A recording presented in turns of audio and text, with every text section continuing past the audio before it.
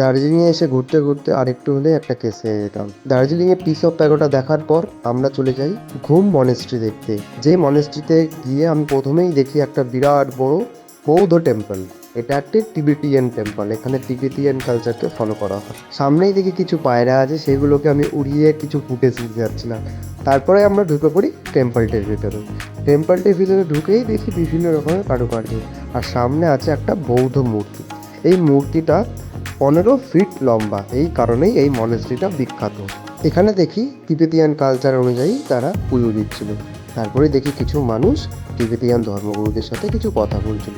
আমি ভাষা বুঝতে না পারায় সেটিকে রেকর্ডই করছিলাম, তখনই ঘটে যায় সেই কাণ্ডটি। এই প্রভুটি বলে উঠলো, please stop this, don't record. এই ভুলটা কিন্তু তোমরা কখনোই করবে না, তাহলে কিন্তু তোমাদের সমস্ত মোবাইলে ফুটেজ ডিলিট করতে হতে পারে। আমি কোনো রকম ওনাদের বুঝিয়ে ওখান থেকে বেরিয়ে চলে যাই টি বাগানের উদ্দেশ্যে। দার্জিলিংয়ের চা বাগান নাম শুনে একটা আলাদা শান্তি আসে। সেই চা বাগানটি দেখতে দেখতে একটা সুন্দর দৃশ্য দেখতে পাই।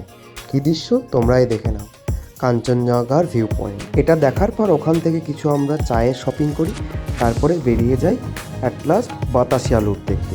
বাতাসিয়া লুপে ঢুকেই দেখি দার্জিলিংয়ের সেই বিখ্যাত টয় ট্রেন, কিন্তু এটা ডিজেল চালিত, এটা কিন্তু বাষ্পচালিত ইঞ্জিন নয়। এখানে আমরা কিছু ছবি ক্লিক করে ফাইনালি রুমে চলে যাই।